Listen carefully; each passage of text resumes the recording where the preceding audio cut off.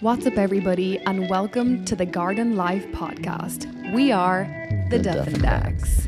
So we're on a journey of discovering what it means to live whole spirit, soul, and body. So listen along, watch us, and enjoy the journey. What's up, everybody, and welcome back to the Garden Life podcast. We are the Duff and Dax. Ep.02. We're so excited. This is going to be a good one. Mm-hmm. If you haven't listened to the last one, you should.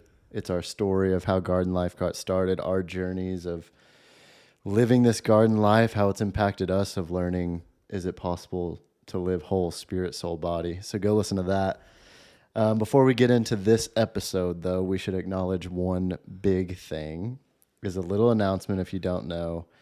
No, you can't see my bum. For anyone that's listening, I'm trying. Oh, yeah. Yeah. Announce it first. Yeah, we are expecting baby number 2, a little baby boy. That's why I'm wearing blue today. So excited. So if you're watching us on YouTube, and you just start to notice throughout the weeks that one of us is not practicing what we're preaching.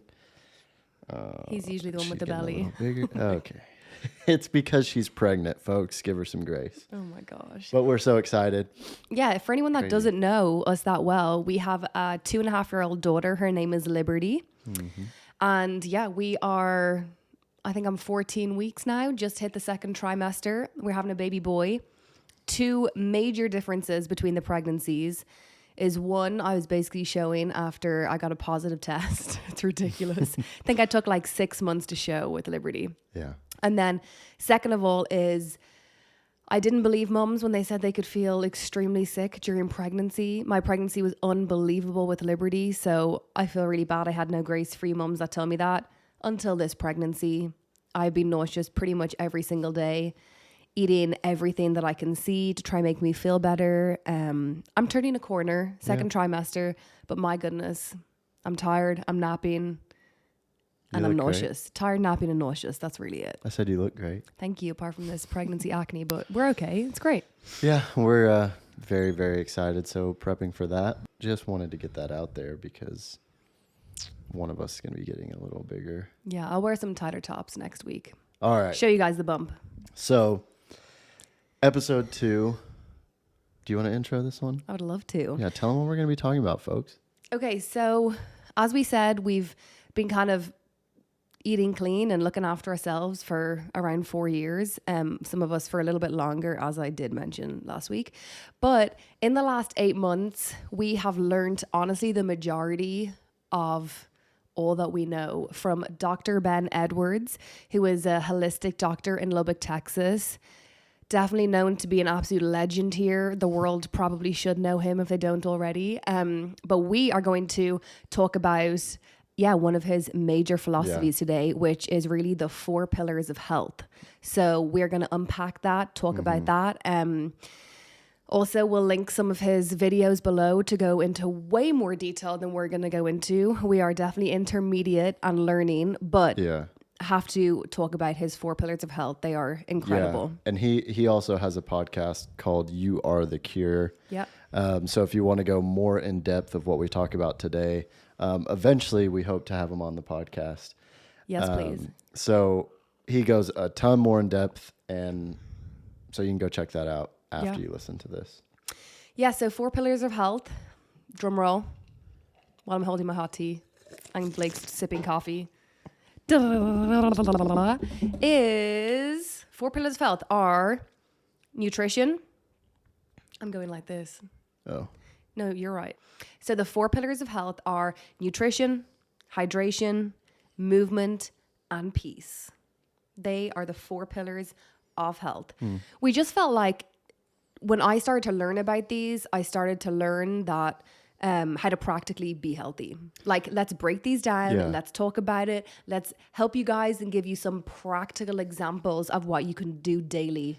Well, especially to look after yourself. We've been on a journey, and we call it spirit, soul, body. Mm-hmm.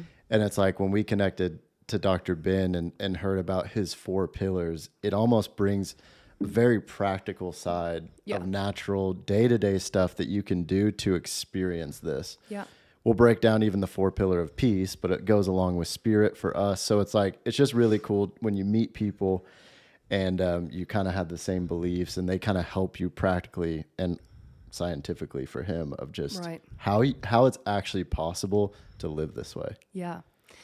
Okay, well, let's kick it off. So get right into it. Number 1 is nutrition. So the most easiest way to look at it is eat God food, not man food. So our ancestors ate a lot cleaner than we did. They ate an avocado. They ate a carrot. They ate things from the ground. They ate animals.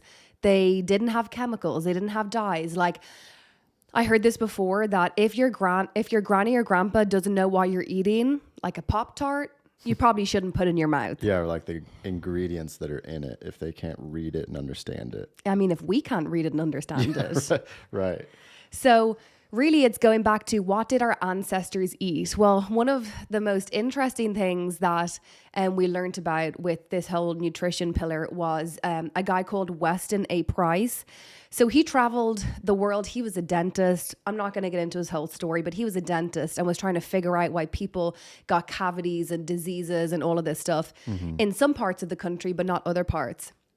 So he traveled around and he found that there was not one diet that fits all, which we're going to unpack this in a couple of weeks. But he found that whatever community and environment and culture you are brought up in, there's food for you. God made all these different countries and continents, and go eat the food that's there. So in some tribes, they were eating whale blubber. Yeah, he ended up going and studying, I think, 12 different indigenous tribes in all parts of the world. Yeah. Like some was Alaska, some was Africa, all these different things. And one thing that he noticed was tuberculosis was a big thing at the time. And he was kind of seeing like which tribes were getting it, which ones weren't. And yeah, if you want to continue, sorry, I just wanted to. Yeah. So in some places, maybe Alaska, cold places, they were literally living off whale blubber. Yeah. That's what they had. So they ate it and they were healthy. And then some places where I think 90% plant-based with still a little bit of meat, and they were thriving. And then some places just hunted animals and that's all they had. Eating maybe raw meat, beef liver, all the things we hear about today. And that's what they lived off, and they were healthy. Yeah, he started to notice like it was basically whatever their environment provided. Yeah. Whatever was the most natural thing in their environment was what they were thriving off of. Yeah. And one of the things that he started to notice was like these tribes would be thriving, and then there would be tribes that were only a few miles away that somehow got introduced to what he calls in his book of modern food, which is like wheat and rich flour and these things. These tribes were actually suffering and dying from tuberculosis, from these diseases at the time, because they were getting introduced to foods that they shouldn't have been introduced to. So really what they discovered of what these modern foods were, or really today foods we should avoid, is these wheat and rich flours. Like so many people having these gluten intolerance and things is because of these hybridized wheats that man has created. There's a big difference between biblical wheat, of when they would have it, there was a huge process of how you even had to thresh the wheat and do all these things before you can even consume it. And now all these hybridized wheats that we have add all these new glutens and all these different things, and it's so that it can be mass produced. Yeah.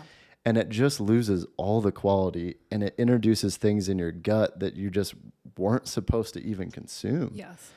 So wheat was a big one. Another thing that was introduced was seed oils.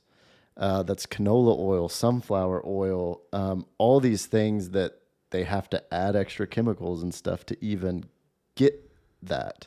Which we're only unpacking now. The world's only unpacking now that they're bad for you. Yeah, and they're starting to see links between all of these oils and things like heart disease, which heart disease was just introduced. The first case was in the 1900s, like when modern food started coming into our diet. And the third one is these processed sugars that are just in everything, the high fructose corn syrup. These things are just absolutely terrible for you. And I feel like most of us know that sugar is bad, Right. but it's just It's in everything. processed and put in everything. It has, there's a sheet, I'm sure you can look it up, of all different names of sugar that's on ingredients. And it's like almost some kind of, if I can use the word, demonic code Yeah. that just tries to hide this poison that they're putting in all of our food, our children's food. So to simplify all of that, We went on a little bit of a tangent. We get a little passionate about this. is to say, stick to God food, not man food. So Right. Go Well, ahead. like an apple's an apple. We'll get into organic and non-organic another time, but which is very important. But honestly, best thing you can do is go into your pantry. What do we call it back in Ireland? Your cupboard. I don't know.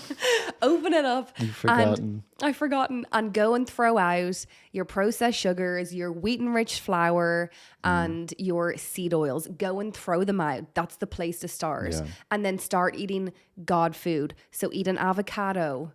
one Eat thing, an apple. one Eat thing a you mango. always- Eat peaches. One of the Eat things- veggies. let me talk.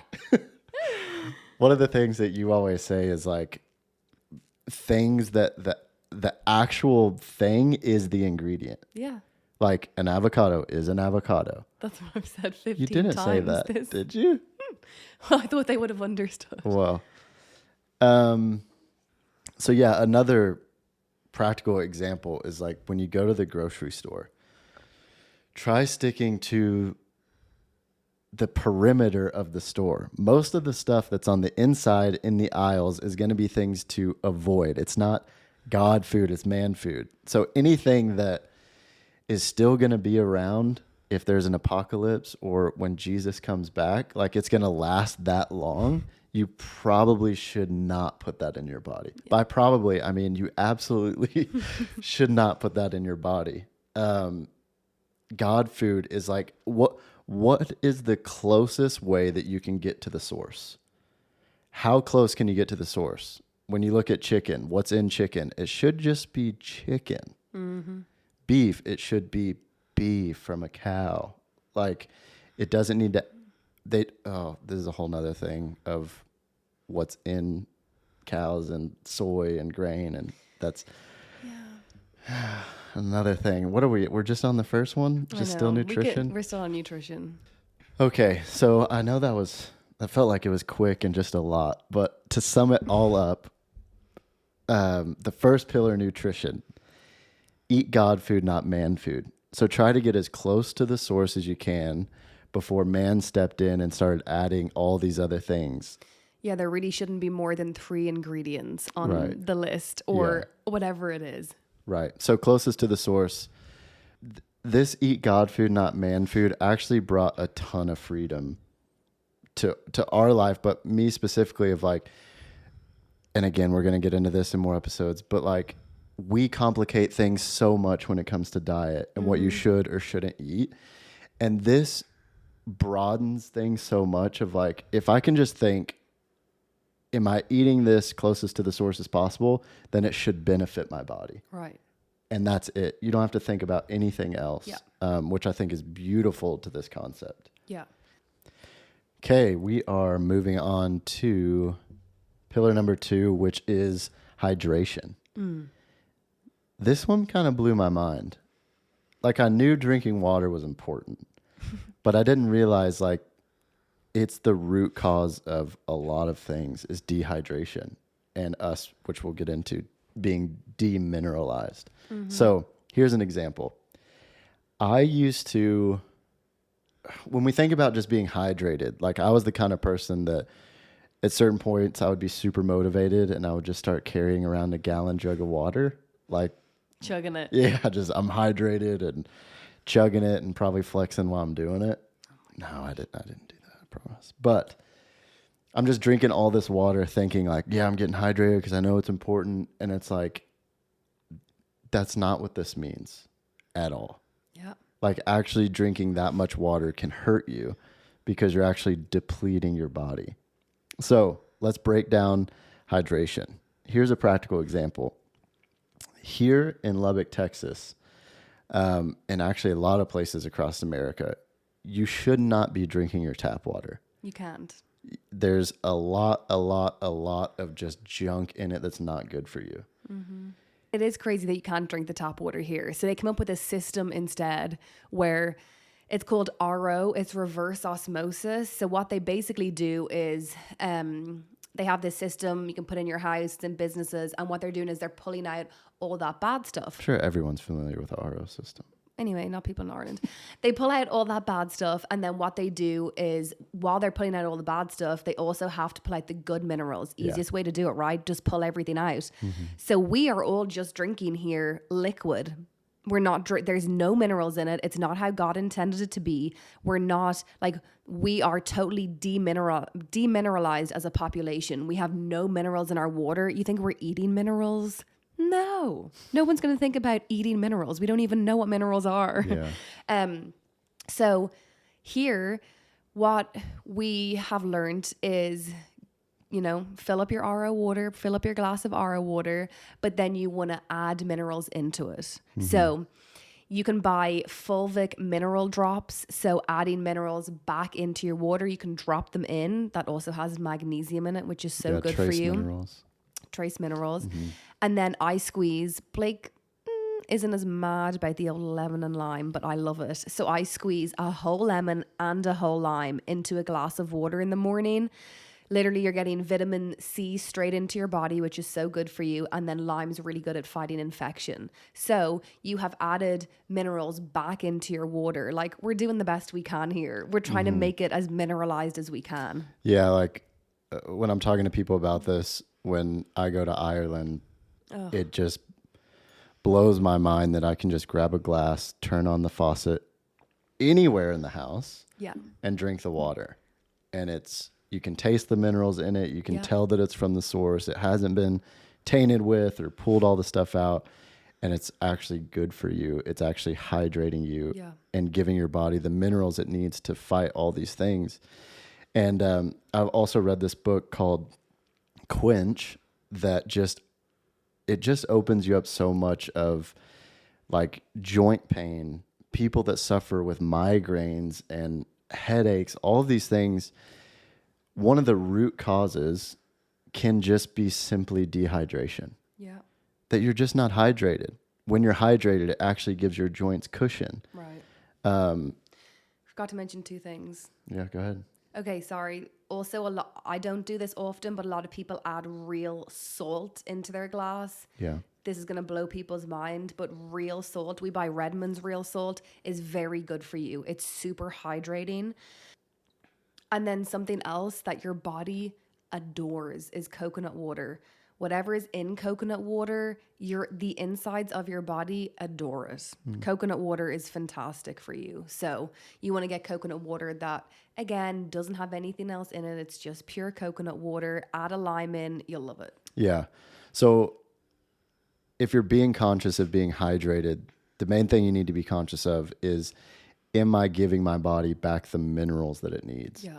So honestly, if you're drinking RO water all the time, you need to try to be thinking, how can I put minerals back into what I'm drinking? Another way that you can hydrate yourself is by the fruit and veggies that you're eating. Mm-hmm. Like when you bite into a peach, like Liberty loves peaches. She bites into it and like it's just running down her chin. Like that's actually so good for us. The juice from it is actually hydrating you also. So it doesn't take just drinking to be hydrated. You can also eat to be hydrated. There's foods that can hydrate you, which is fruit and veg. Add chia seeds into your water too. Yeah. Blake's not there yet. The texture is crazy. But in that Quench book, there's a story of this tribe that it's in the desert somewhere, and they literally run like 50-mile marathons for fun. And the lady that went and studied them, it just blew her mind. One, because they're in a desert. They don't have access to all this water. Like, how are they able to do these marathons, stay hydrated? Well, one of the things that they do is they put chia seeds in their water. Love it. And it will actually time release the water into their body. Yeah. So they'll have some before they run, and then they'll also carry another bag of chia seeds. Fantastic. Halfway through, they'll put it in, and it helps absorb and keep them hydrated, this is what I mean by hydration is like, no one's ever told me that it's that important. Yeah. And even mental clarity, all these things is just like, drink good water. So Just pause. I'm just going to have a sip. yeah. You motivated me. Yeah, now we're all thirsty. Okay, moving on to maybe my favorite pillar. Well, the most I've learned anyway the last few months is pillar number 3, which is movement. My whole life and still now, I'm definitely in seasons where I'm training a lot and not training a lot. But what's really helped me during this first trimester of not wanting to train is because I'm a lot more educated with movement and how to move my body. Yeah. So I read a book called Built to Move, which we'll have to link somewhere. It's one of the best books I've ever read. And it just talks about the importance of movement and mobility. That book helped me so much. It helped me to be able to move during this time. So, you know, that book talks about how it's not good for us to sit all day. So we actually shouldn't, again, our ancestors never sat for longer than 6 hours a day. We Yeah, should for not sure. be sitting for longer than 6 hours a day. Our bodies were built to move. So what I learned from that book, a few little nuggets, is it is unbelievable to sit on the ground, crisscross applesauce for 30 minutes to an hour a day. It's really good for the muscles on your bum. It's really good for your back. It takes any pressure off your back. And also it's really good for your hips and hip flexors. It's so good for you to sit on the ground. So you'll see me in work, in the office. There's a few girls that love doing it too. And we're sitting on the ground reading or on our laptops. Freaks. Yeah, he hasn't. Again, something I need to get him into is sitting on the ground. But not just that, we need to move as much as we can.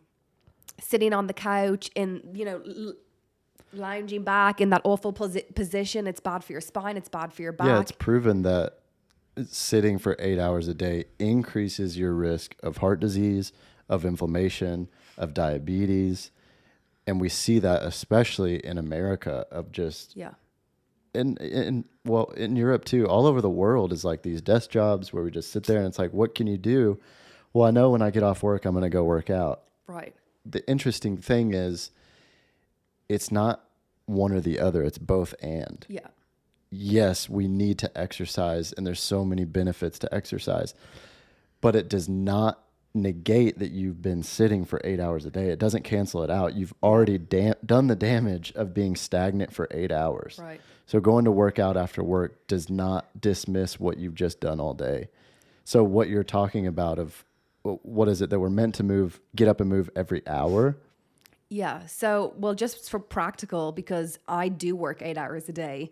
Like I said, I do sit down for. I work too. Yeah, but you could. You're not a. Yeah, you're no, not stuck to an office from 8 to 5.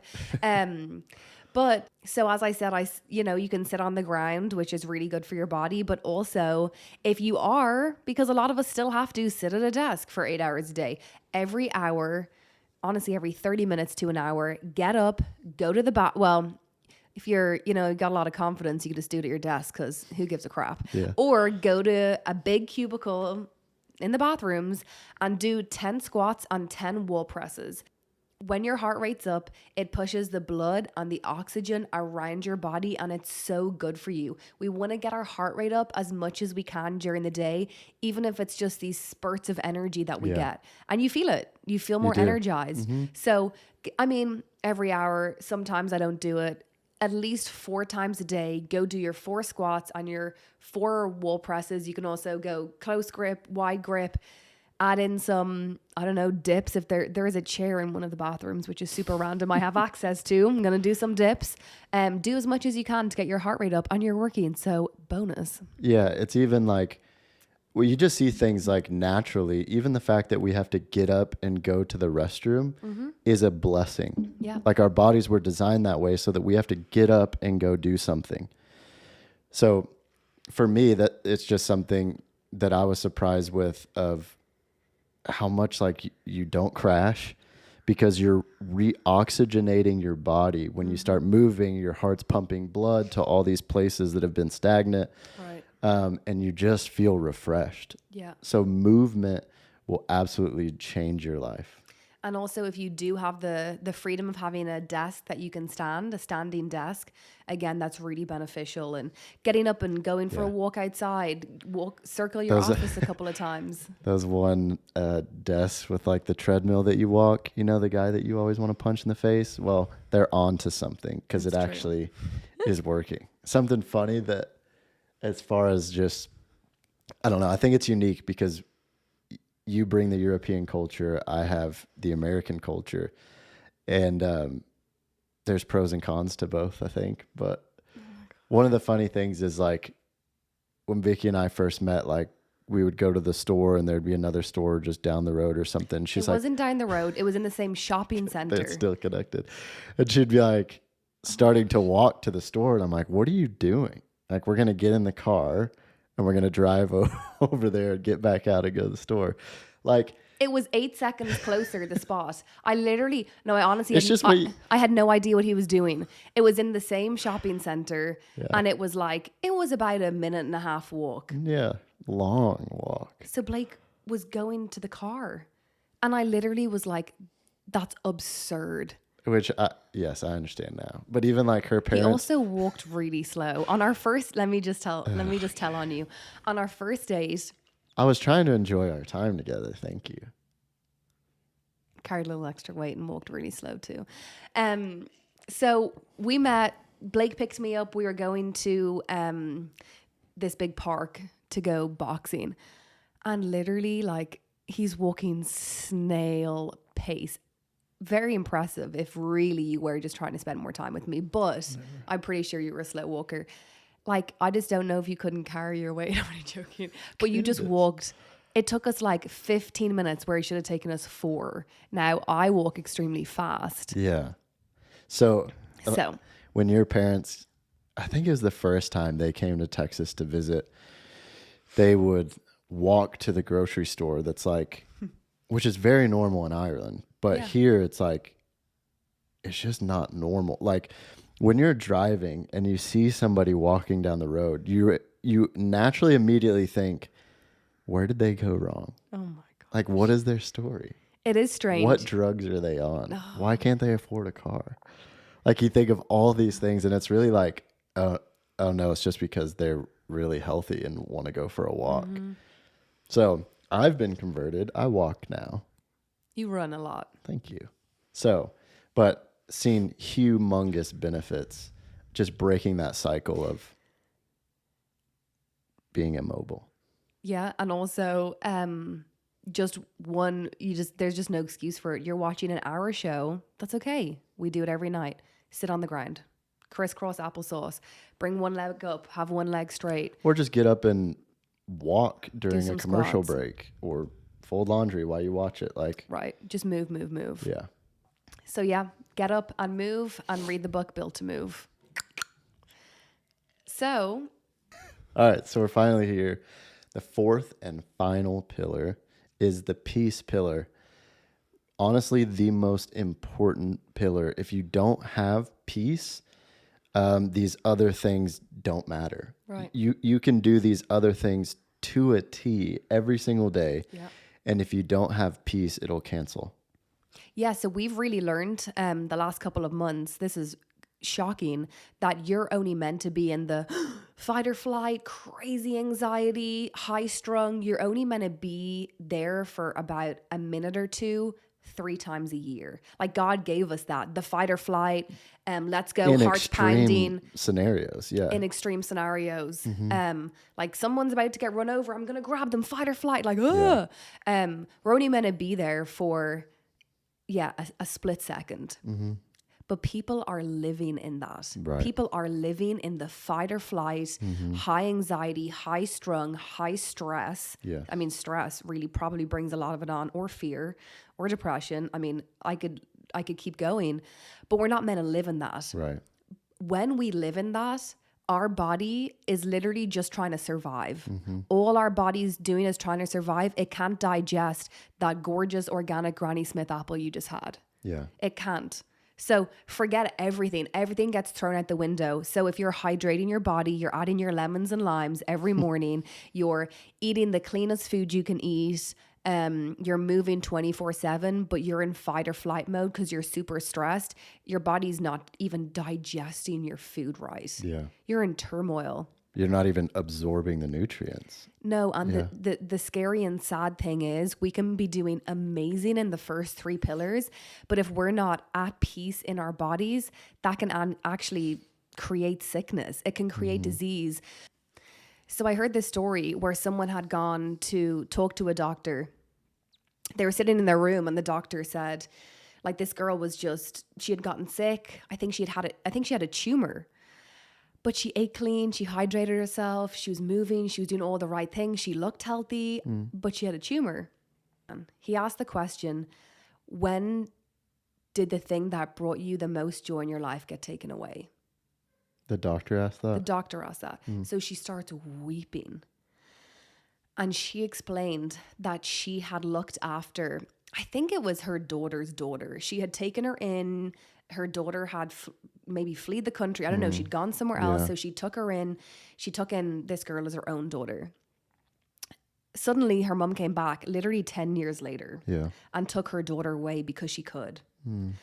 And literally when that joy, probably one of the main joys in her life or the only joys in her life was taken away, she literally she was depressed, she was sad, she was sick to her stomach, she was in fight or flight, she had anxiety, which you can understand. Of course. But that led to her getting a tumor because she was living with this deep, sick sadness in her body, and her whole body felt it. Yeah. I mean, you know, when you're in fight or flight or really anxious, but if you're constantly living in that, it's very hard to be healthy. I mean, you really aren't looking after yourself because you're not rationally even thinking. Your whole life is irrational because you're in fear the whole time or you're sad the whole time.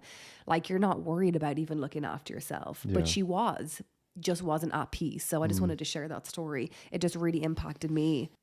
Yeah, that's such a perfect story of why this is so important.